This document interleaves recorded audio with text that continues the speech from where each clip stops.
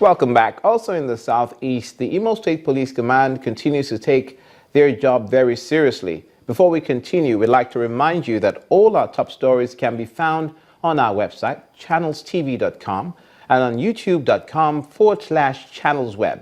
Do visit m.channelstv.com to view us live on your mobile device. You can also download the Channels TV app for Android, iOS, and Windows phones from their respective stores.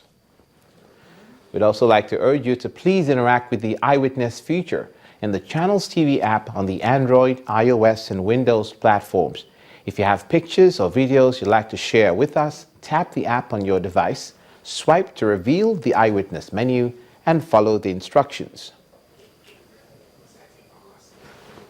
And now we'd like to share with you a state which we're going to put in focus for now, which is Abia State, located about in the southeastern region of the country. We just mentioned the Aba Urban Economic Development Summit, which is holding to unlock the potential of the business community now.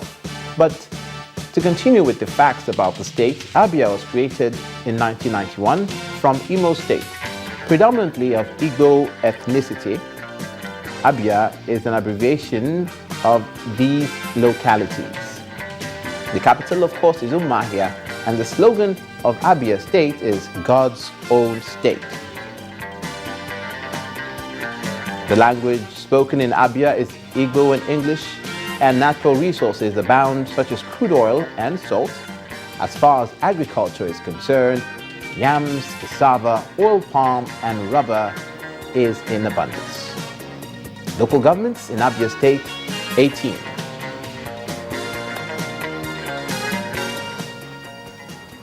And that summit to unlock the potentials of Abia State is holding in Aba.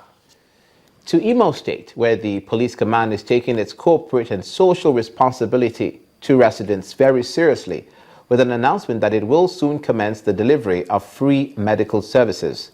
Commissioner of Police in Imo State, Taiwo Lakunu, made this known during a visit to an orphanage run by the Nigerian Red Cross and a motherless babies' home along Olu Road in Owerri, the state capital. He said the donation to those in need is in line with directives from the force headquarters to regain public trust, which will go a long way towards helping security agencies fight crime.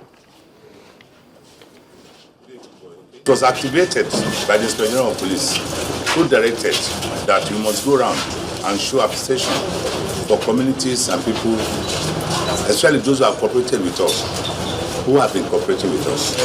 That's why we are here. Let me to remind you that December was a very glorious period here. Crime was at its lowest ebb. And of course, this wasn't due to our effectiveness alone. It was also due to the contributions made by the people of Imo State. So we are here to reciprocate. And we've looked around, we've thought of so many things to do. We now decided to act according to the directive of the Inspector of Police by coming here to donate all these items. This is not the only place we are going to go. We have earmarked other areas.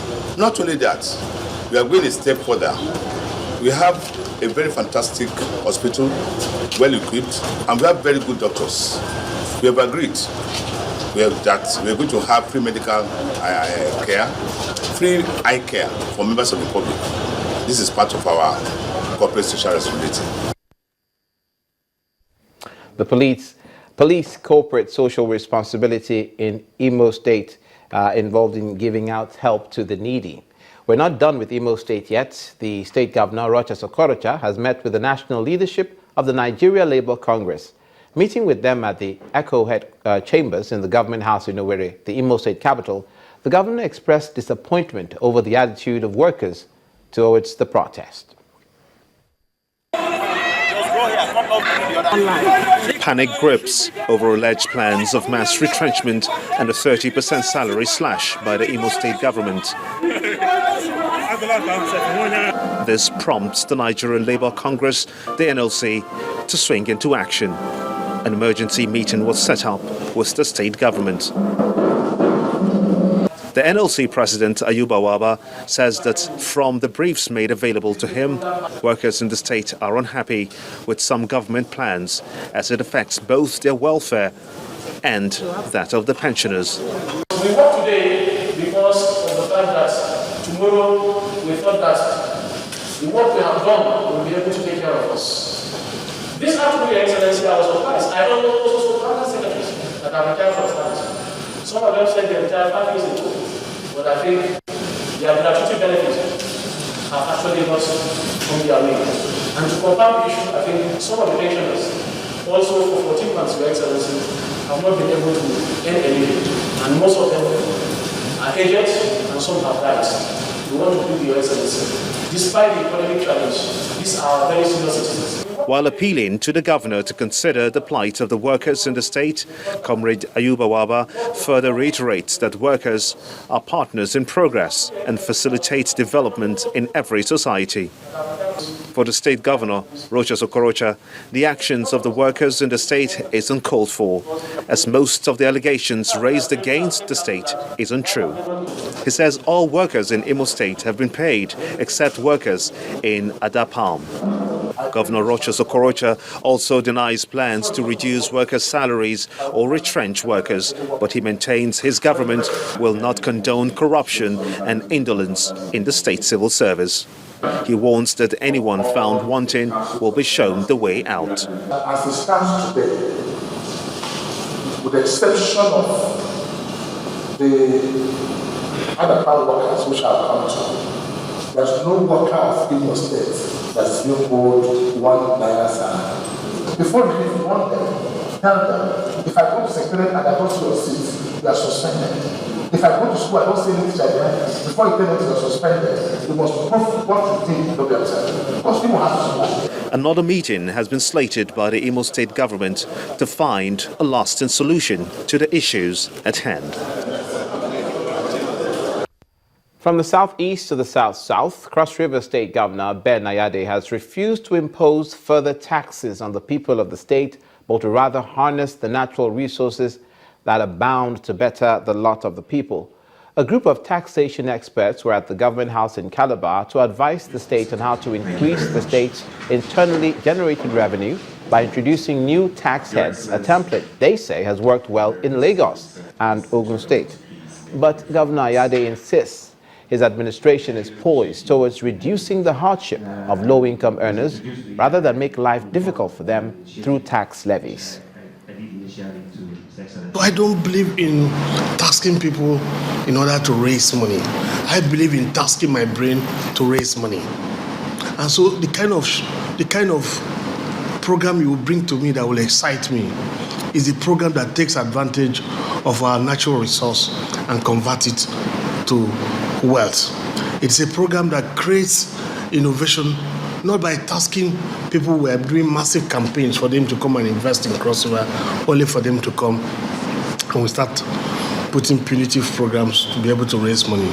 And I think that's where theoretically we're wrong as a people, because IGRU, it's not a very healthy way to go.